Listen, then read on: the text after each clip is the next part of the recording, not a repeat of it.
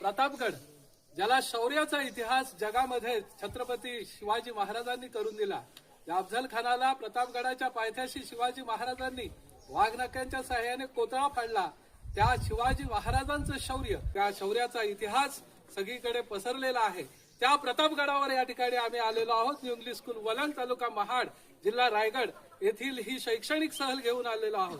त्यानिमित्ताने एक छत्रपती शिवाजी महाराजांचा पोवाडा आपण या ठिकाणी सादर करत आहोत. धन्य धन्य शिवाजी महाराज,